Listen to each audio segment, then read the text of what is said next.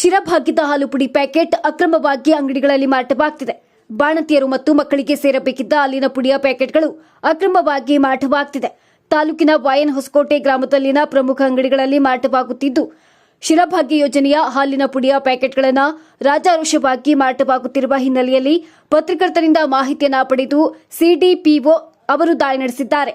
ಇನ್ನು ಕ್ಷೀರಭಾಗ್ಯ ಯೋಜನೆ ಹಾಲಿನ ಪುಡಿಯ ಪ್ಯಾಕೆಟ್ಗಳನ್ನು ಸಿಡಿಪಿಒ ಸುನೀತಾ ಅವರು ವಶಪಡಿಸಿಕೊಂಡಿತ್ತು. Wine Hoskote Gowrishankar provision store, ಭೂಮ್ ಶ್ರೀನಿವಾಸ್ ಅಂಗಡಿಗಳಲ್ಲಿ ಹಲವು ತಿಂಗಳಿಂದ ಮಾರಾಟವಾಗುತ್ತಿದೆ. ಕೆಲವು ಅಂಗನವಾಡಿ ಶಿಕ್ಷಕಿಯರು ಮತ್ತು ಸಹಾಯಕಿಯರು ಅಂಗಡಿಗಳಿಗೆ ಸರಬರಾಜು ಮಾಡುತ್ತಿದ್ದಾರೆ ಎಂಬ ಅನುಮಾನ ವ್ಯಕ್ತವಾಗಿದೆ.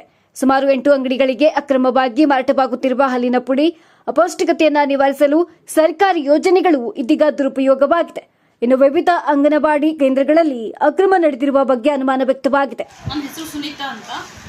ನಾನು ಮಹಿಳಾ ಮತ್ತು ಮಕ್ಕಳ ಅಭಿವೃದ್ಧಿ ಇಲಾಖೆ ಸಿಡಿಪಿಒ ಪಾವಗಡದಲ್ಲಿ ವೈನ್ ಹೊಸಕೋಟೆ ಊರಿನಲ್ಲಿ ಹಾಲಿನ ಪುಡಿ ಅಂಗನವಾಡಿಗಳಲ್ಲಿ ಮಕ್ಕಳಿಗೆ ಉಚಿತವಾಗಿ ಸರಬರಾಜು ಮಾಡ್ತಾ ಇರುವಂತಹ ಹಾಲಿನ ಪುಡಿ ಬೇರೆ ಅಂಗಡಿಗಳಲ್ಲಿ, ಖಾಸಗಿ ಅಂಗಡಿಗಳಲ್ಲಿ ಮಾರಾಟಕ್ಕೆ ಸಿಗ್ತಾ ಇದೆ ಅನ್ನುವಂತಹ ಮಾಹಿತಿಯನ್ನು ಪಡೆದುಕೊಂಡು ಇದನ್ನು ಅಲ್ಲಿ ರೈಡ್ ಮಾಡಲಾಗಿ ಗೋಮಾ ಸೀನಪ್ಪ ಅವರ ಅಂಗಡಿ ಮತ್ತು ಗೌರಿಶಂಕರ್ ಪ್ರೊವಿಷನ್ ಸ್ಟೋರ್ನಲ್ಲಿ 3 ಪ್ಯಾಕೆಟ್ಗಳು ನಮಗೆ ಸಿಕ್ಕಿದೆ.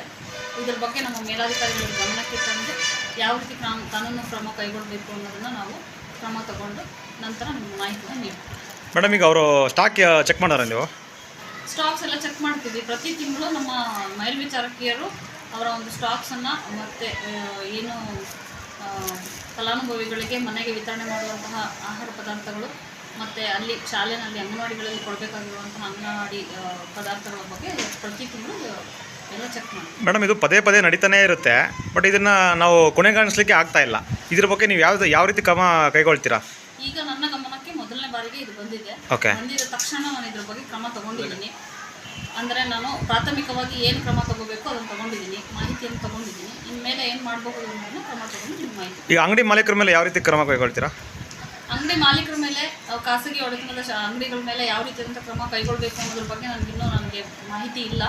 ಇದರ ಬಗ್ಗೆ ನಾನು ಹೆಚ್ಚಿನದಾಗಿ ಮಾಹಿತಿ ಪಡೆದುಕೊಂಡು ನಂತರ ಏನು ಮಾಡಬಹುದು ಆ ರೀತಿಯಾದಂಥ ಕ್ರಮ ತಗೊಳ್ತೀನಿ.